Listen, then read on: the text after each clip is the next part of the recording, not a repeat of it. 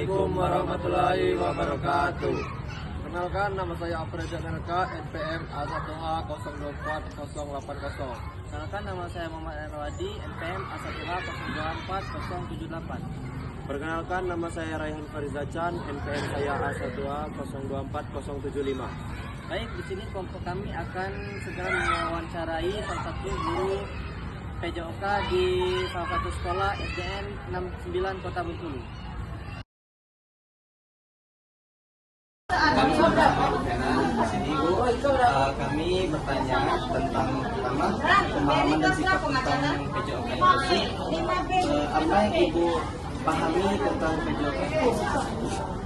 Sebenarnya PJOK inklusif itu bagaimana cara kita bisa menangani siswa-siswa yang memiliki itu baik itu yang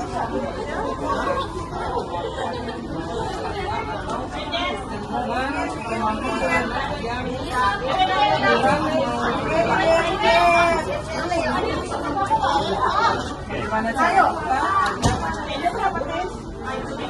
dan bisa mengikuti pembelajaran yang sedang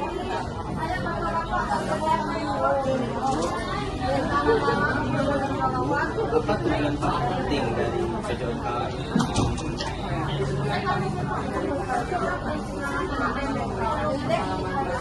sama dan adil kepada siswa yang memiliki kebutuhan berbeda. Kemudian dari sana kita mengembangkan keterampilan motorik mereka, karena biasanya keterampilan motorik mereka tidak sama dengan anak yang lain. Mereka bergerak dalam berlari agak lambat, dalam memahami apa yang kita diskusikan agak lama. Tapi terkadang ada juga siswa yang dengan khusus ini mampu mereka melebihi daripada kebutuhan yang lain. Jadi bagaimana kita mengembangkan itu biar mereka tidak terlalu mencolok dalam kegiatan.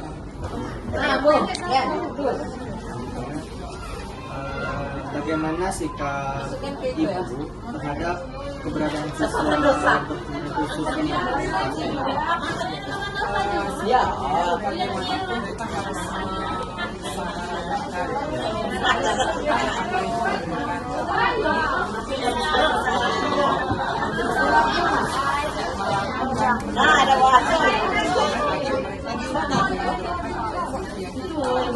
mengajarkan supaya mereka bisa paling tidak kalau tidak bisa mengikuti Catatan dosa mana identifikasi dan karakteristik siswa yaitu jenis kebutuhan khusus apa saja Bu?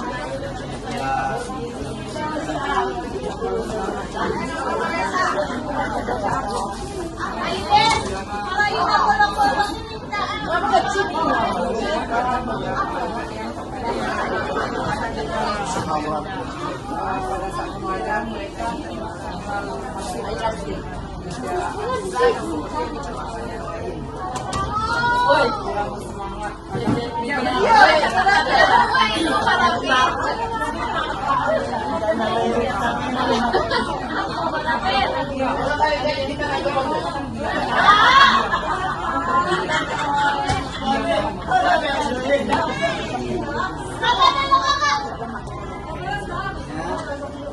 Bagaimana Ibu identifikasi kelompok dasar dan kebutuhan siswa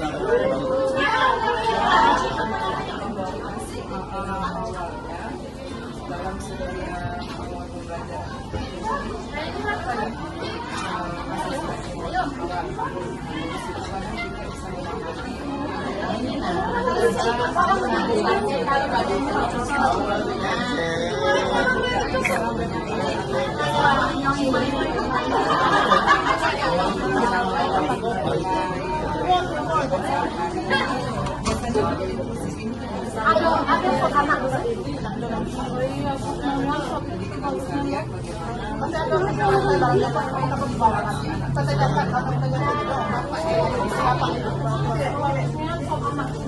Sekarang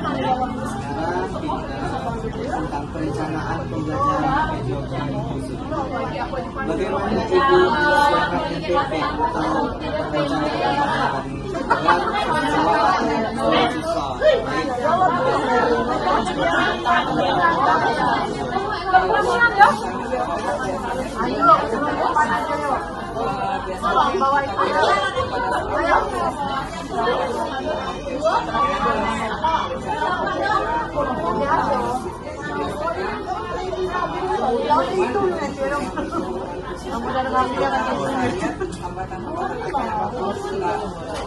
dari perencanaan yang paling sering harus dimodifikasi buat dari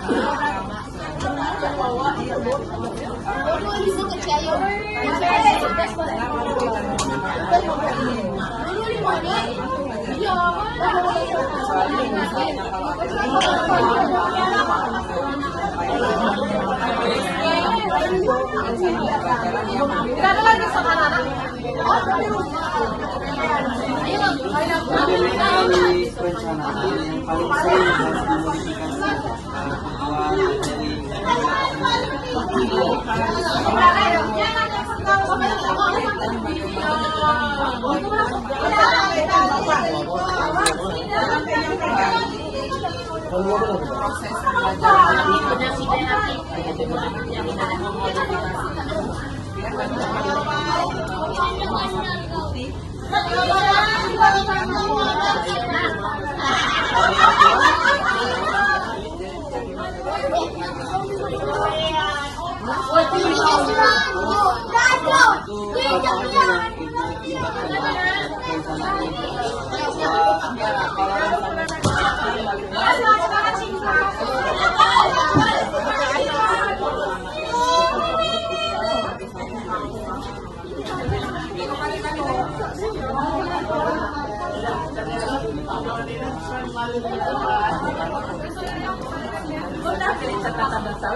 Belum, mama sih nyari dong sama David.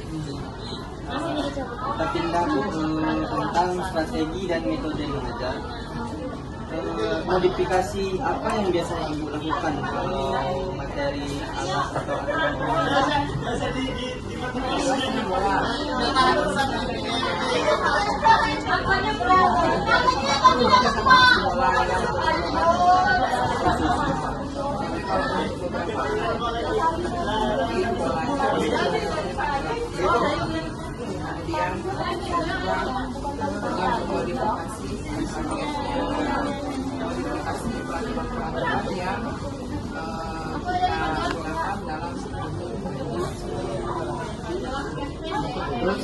bisa nanti Ibu memberikan contoh situasi nyata ketika Ibu mengadaptasi permainan atau kegiatan misalnya seperti ini dalam permainan bola tangan.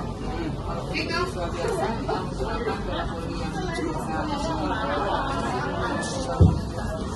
kita bisa menggunakan bola plastik. Jadi mereka bermain bergerak tapi tidak harus sama dengan teman-teman mereka yang tidak bergerak. Misalnya kalau teman-temannya harus melakukan dribbling menggunakan darah-darah. Teman-teman yang memiliki kebutuhan khusus ini dengan bola yang lebih ringan, dengan bola karet yang lebih ringan, asal mereka paham bagaimana cara mengambil bola dengan jarak mungkin yang lebih pendek dari teman-teman yang lain. Terus strategi apa yang menurut Ibu itu paling efektif?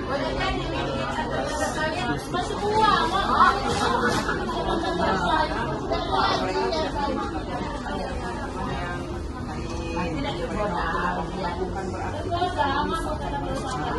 bagaimana agar proses belajar bisa berjalan tanpa mereka merasa kalau misalnya kita bisa mungkin mereka akan merasa saya nggak bisa nih, tapi kalau mereka bisa berjalan dengan teman-teman yang seperti mereka tidak akan merasa bisa nih di kelompok saya bisa.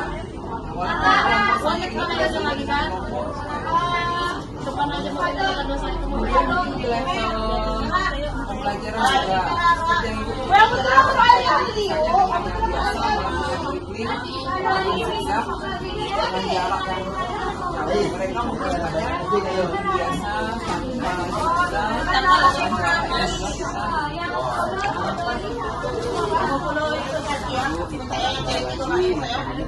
teman sarana asrama dan kebijakan.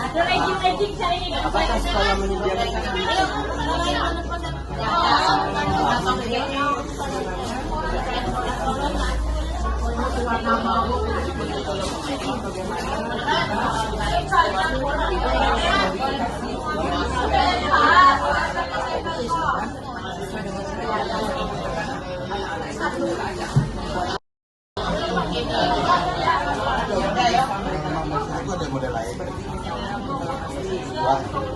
anak-anak yang memilih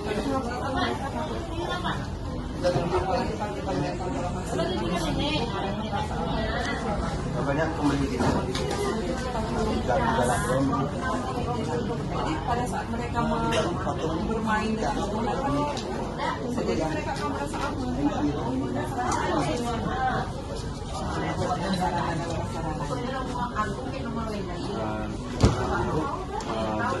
dukungan apa dari sekolah yang paling membantu Bapak?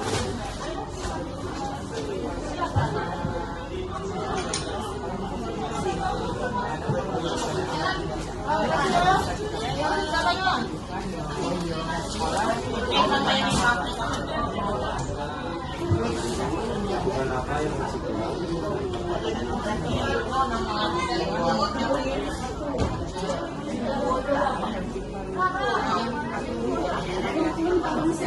khusus inklusi atau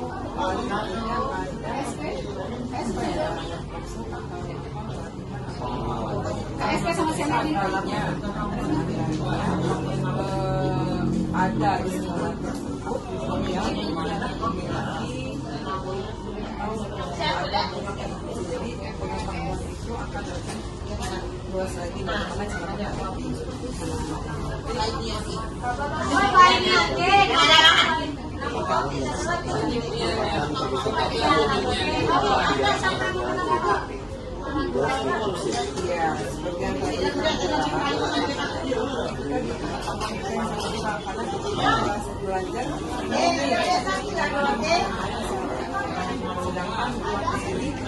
bagaimana cara kita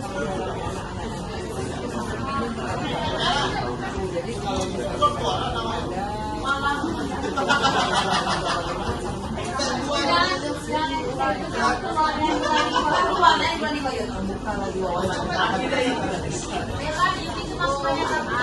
Bagaimana cara ibu mengatasi hambatan sejauh ini?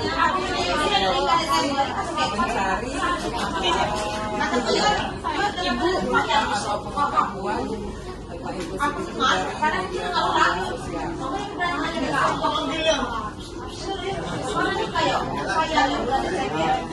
Situasi yang membuat ibu merasa tidak siap. situasi yang membuat tidak siap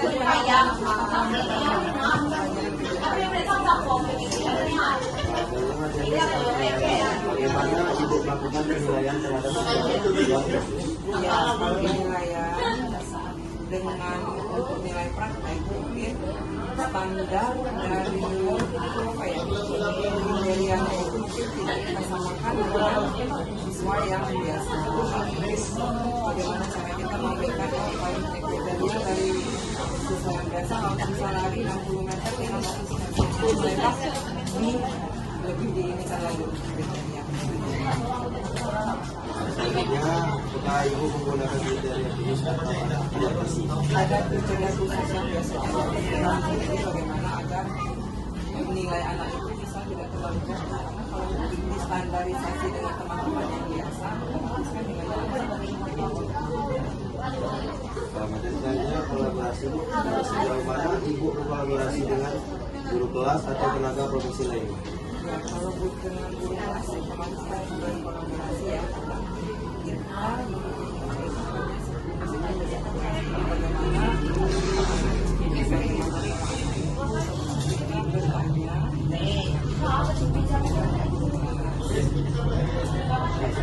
Contoh kolaborasi apa yang menurut ibu paling berdampak?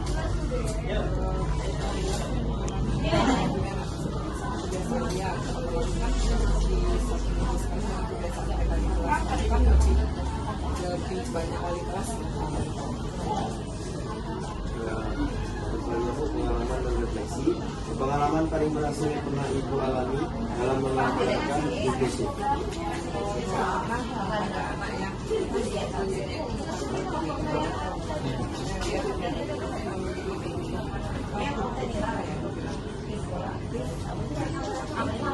dan mereka melakukan kegiatan yang di luar apa yang kita instruksikan. Jadi bagaimana kita melakukan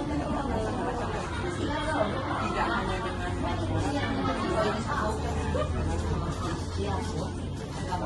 Selanjutnya Bu, pengalaman paling menantang yang pernah Ibu alami. pengalaman paling menantang siswa yang tidak tidak aktif, jadi sudah kita bikin dia tetap tidak melakukan dengan kekerasan tetap dia tidak mau, jadi ini itu karena dia termasuk bukan apa tapi dia tidak mau saya dengan kita tapi ada saat-saat tertentu kalau kita melakukan kegiatan olahraga itu dia mau, tapi ada saat-saat juga yang dia tidak mau untuk Apa yang Ibu pelajari perbaiki dari pengalaman tersebut? lebih saya lagi tahu saya lagi informasi tentang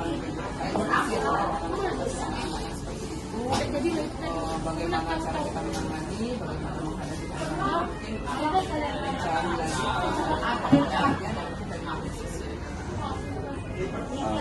Kemudian menutup, menurut Ibu apa yang diperlukan untuk membuat PJOK inklusif berjalan lebih baik di sekolah?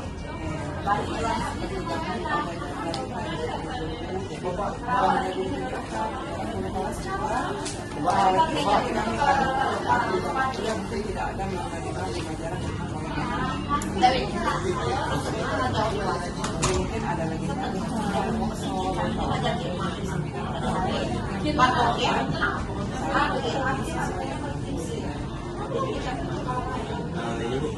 Bu, apakah ada hal lain yang ingin Ibu lakukan terkait pengalaman kemudian juga harus tentang bagaimana siswa yang harapkan bisa sampaikan.